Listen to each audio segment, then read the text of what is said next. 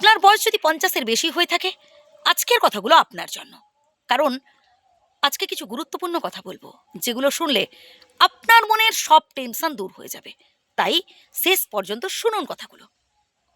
সর্বপ্রথম যেটা করতে হবে তা হলো নিজেকে স্ট্রং রাখতে হবে। একদম টেনশন করা যাবে না। কে আপনার সাথে খারাপ ব্যবহার করছে, আপনার পরিবারের লোকজন কি আপনাকে কেউ গুরুত্ব দিচ্ছে না, পাত্তা দিচ্ছে না, একদম ভাবতে যাবেন না।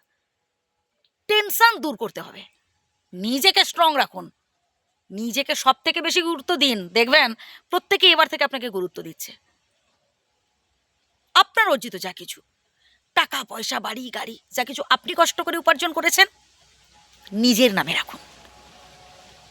হ্যাঁ, অন্য কাউকে আপনি নমিনি রাখতেই পারেন, কিন্তু যাতে শেষ বয়সে আপনি ভোগ করতে পারেন এই চেষ্টা করবেন।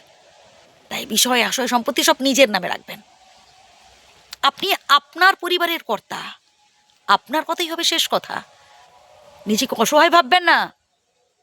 আপনারও একটা পছন্দ আছে, আপনারও একটা মতামত আছে, নিজের পছন্দ, নিজের ভালো লাগা, গুরুত্ব দিন তার উপর।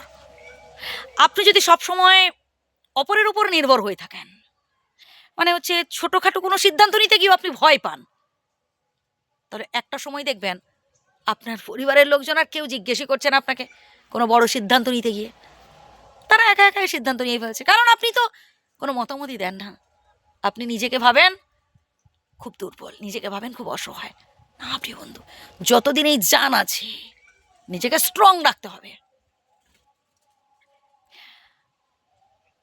প্রত্যেকের মধ্যে দুঃখ আছে বন্ধু, প্রত্যেকের মধ্যে কষ্ট আছে। আপনার বয়সী বন্ধুদের সাথে একটু বেশি করে মিশুন, কথা বলুন, তাহলেই বুঝতে পারবেন। পারলে আপনি অপরের দুঃখ কষ্টগুলো সমাধানের চেষ্টা করুন। আপনি যখন অপরের সমস্যাগুলো, দুঃখ কষ্টগুলো সমাধান করতে পারবেন, তখন দেখবেন আপনি নিজের দুঃখ কষ্ট, নিজের সমস্যাগুলো অটোমেটিক সমাধান করে ফেলেছেন।